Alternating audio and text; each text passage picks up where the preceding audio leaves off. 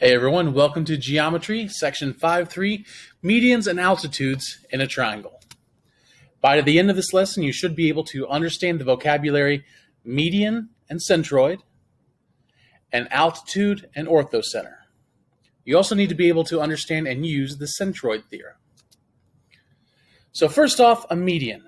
All a median is a line that connects a vertex of the triangle to the midpoint of the opposite side. So you can see right here, this is the midpoint because I've got the two little dashes. So all I do is connect that midpoint to the other vertex. That's all a median is. A good way to remember that, most of you might know the term median, not only from mean, median, and mode, but outside of the math classroom, a median is like a strip of grass in the middle of the street. And if you take a look at this picture, doesn't that red line kind of look similar to like a strip of grass down the middle of the street? I don't know. That's an easy way that I remember it. So what a centroid is if I draw all three medians in a triangle, the centroid is the point where they meet. Okay? So very similar, if I had a perpendicular bisector, when I drew all three, it made the circumcenter. When I had an angle bisector, when I drew all three, it made the incenter. So if I do all three medians, that's the centroid. Now, the thing that's interesting about centroid is it's also the center of gravity. Because if you take an object and you find its centroid, a triangular object, and you find the centroid, you can balance on that point. They'll be equally balanced on all sides. So here's a diagram of that. If we have a triangle and we find the centroid, you can take a pencil and balance that shape on there. Back on my desk, I've got an eagle, a little plastic toy eagle. And it's kind of cool because if whoever made the eagle found the centroid of it, because you got the body and the tail, and then the arms. You guys can't see what I'm doing, but I've got I've got the arms out, being the wings, and the wings make a triangle, and then the beak is the centroid of the triangle. So when you put your finger on that beak, that bird will balance neatly on your finger. I don't know if I'm going to be in the classroom when we cover this section. Otherwise, I would show that to you. Okay, but that's the purpose of the centroid, is it's also the center of gravity. So now let's go ahead and take a look at the centroid in action. Okay, so I've got two triangles here. I'm going to use one for the altitude and one for the medians. So the first thing I'm going to do is I'm going to find the midpoint of that side, and then I'll find the midpoint of this side and the midpoint of this side. Now, I don't randomly just click those points. The program is designed to find the midpoint. Then what I do is I connect this vertex with that midpoint. There's my median. Then if I connect this vertex to that midpoint, there's another median. And of course, when I make my third median, they're all going to cross in the exact same place. And no matter what I do to that triangle, that median, or those 3 points, or 3 lines, will always intersect at the same place. And notice no matter how I move it, whether it's an obtuse triangle, an acute triangle, if it's a right triangle, the centroid is always in the center. And that makes sense because it's the center of gravity. Okay? Next thing is the altitude. All the altitude is a line that connects a vertex to the opposite side while making a right angle. So here we have an example where I connect this vertex to the other side, and it doesn't hit the midpoint necessarily, but it does make a right angle with the other side. Okay, that's what makes it an altitude.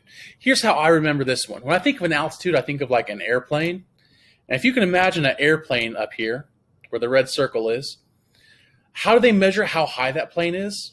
Do they measure from the plane? Do they take an angle down to the ground, or do they go straight down to the ground? They go straight down to the ground, making a 90-degree angle with the ground. So that's how you can tell how high a plane is just the distance directly down. So that's what the altitude is. It goes from this vertex, goes directly down to the other side, making a 90-degree angle. And of course, if you make all three of those, you're going to create something called the orthocenter. All three of them are going to intersect at the same place. And that's all the orthocenter is just where all three altitudes meet. Now, so far, we've covered 4 special points. We've covered the circumcenter, which helps create the circle outside the triangle. We've talked about the incenter, which makes the circle inside the triangle. We've talked about the centroid, which is the center of gravity of a triangle. And now here's the orthocenter. What's so special about the orthocenter? The answer to that is nothing. There's nothing special about the orthocenter. So if you've got a diagram, you should be able to spot and say, hey, that's the orthocenter. But that's all the more that we're going to deal with that, okay? So of all the special points in a in a triangle, the orthocenter is the red-headed stepchild, okay? Let's take a look at it, though. All right, so back to this diagram. Here we have our other triangle. And what I'm going to do is I'm going to make a perpendicular line from that vertex to that line. And no matter how I move this triangle, that line will always be perpendicular to the other one, okay? No matter how I move it, even if I move it like that. So it's entirely possible for the altitude to be outside of the triangle, okay? Or in this case, the altitude is one of the sides of the triangle, all right? And no matter how I move that triangle, there's always going to be a right angle right at this intersection. So let's go ahead and make the other altitudes. So I connect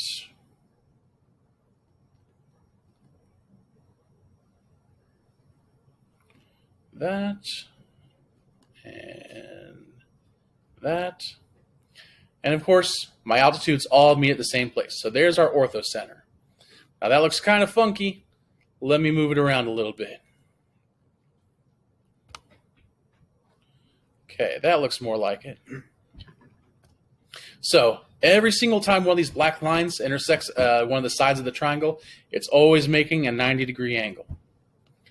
So as you saw earlier, the orthocenter can be outside of the triangle. It can be inside the triangle. Or if it's a right triangle, the orthocenter will be right where the 90-degree angle is. Okay? Other than that, not too much that's important about the orthocenter. So let's go ahead and get to our notes. So the median of a triangle, a segment from the vertex to the midpoint of the opposite side, we covered that. The point of concurrency where all three of those medians meet, that is called the centroid. And the centroid is always inside the triangle. The centroid is also referred to as the center of gravity.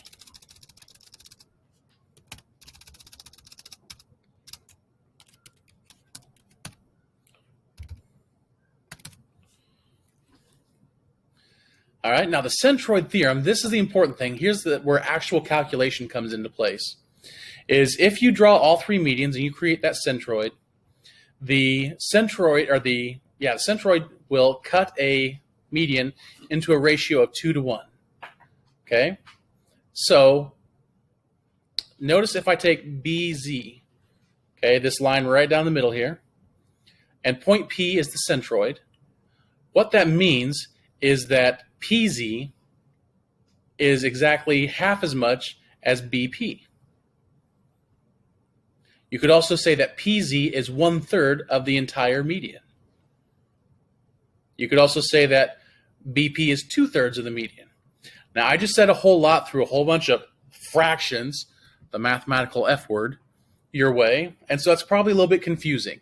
So what I'm going to do is I'm going to go ahead, I'm going to do these 2 examples down here, but that's kind of a small space. So I'm going to use a different piece of paper. I say paper, we're doing this digitally.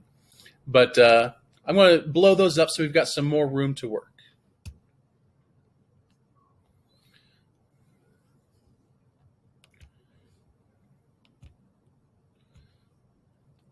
So in QRS, Rx is 48. So this whole thing is 48. Now, what I just told you is that the short part of it is 1/3 of the whole thing. So if Rx is 48, if I divide that by 3, I get 16. So I know that that short part is 16. So Wx, 16. Okay, that's the main idea I want you to get. If you've got the full median, then the short part is 1/3 of the whole thing. So the other thing you need to know is that the long part is double whatever the short part is. So if Wx is 16, then Wr is 32. And that's one of our questions. All right, let's go ahead and do the next one. If Wq is 30, all right, let me change colors here. So Wq is 30. Okay, so that's the longer part. I know that's twice as big as the shorter part. So if Wq is 30, then that means Zw is 15. And that's one of our questions. So then how long is Qz, the whole thing?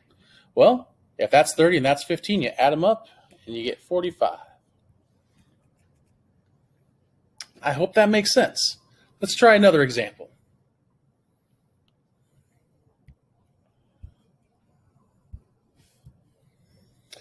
So HD is 21. So HD is the entire median. So I know that the short part is 1/3 of that. So if I take 21 and divide it by 3, I know that BD is 7. And then I know HB, the longer part of that median, is going to be double that. So that has to be 14. So HB, yep, that's one of our questions. Now let's go ahead and figure out what else we need to know here. BK is 18. So BK, so that's the longer part of the median. So I know the shorter part of that median has to be half as much as that. So I know CB has to be 9. And then CK, that's the entire median. So if one part's 9, the other part's 18, that makes the whole thing 27. I hope that makes sense, because that's really what trips people up on the centroid. Let's go ahead and get back to the notes.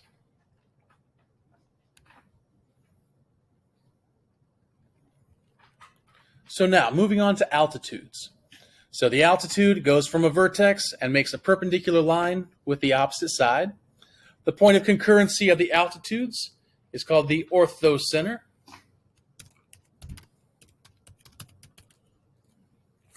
And as we saw in our interactive diagram, it could be inside the circle, outside the circle, or exactly right where that right angle is. Okay? Not much more to talk about with altitudes and orthocenters. Again, the red-headed stepchild. Now, we've talked about several different things here, and each one by itself isn't too bad, but what you have to do is you have to keep all 4 things straight. So I'll be very honest with you. You're going to see questions like this on tests and quizzes where they give you a segment, and you have to tell what kind of a segment it is. So I'm going to look at this one here, and this one goes from a vertex, and it makes a 90-degree angle. So that right there, that 90-degree box, that's my clue that that is the altitude.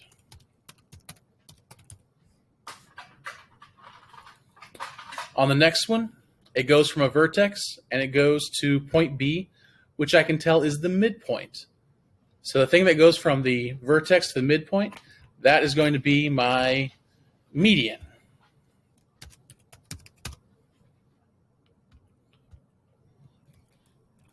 On the next triangle, okay, I've got that right angle there, but it doesn't go through the vertex. Point A is not a vertex, so that is not an altitude.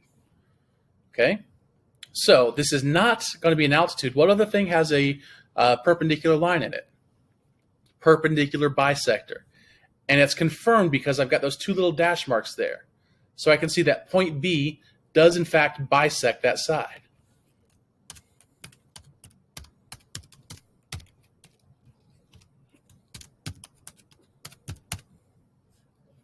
So be aware, when you see a right angle, you automatically know it's either the altitude or the perpendicular bisector.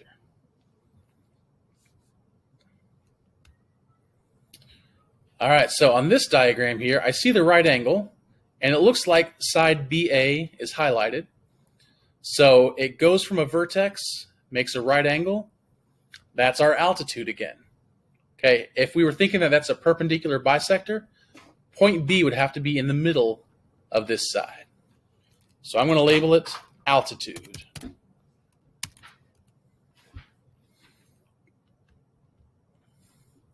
This one right here, it doesn't go from any of the vertices. It goes from this midpoint to that midpoint. Well, we haven't encountered that yet, but we will in the next lesson. That's called the mid-segment. So all the mid-segment does is connect one midpoint to another midpoint. We'll talk about that more next time.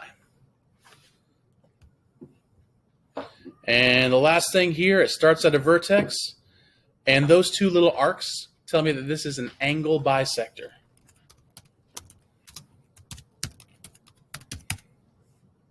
So again, we're talking about four very different things, but you need to make sure that you know how to separate which one is which.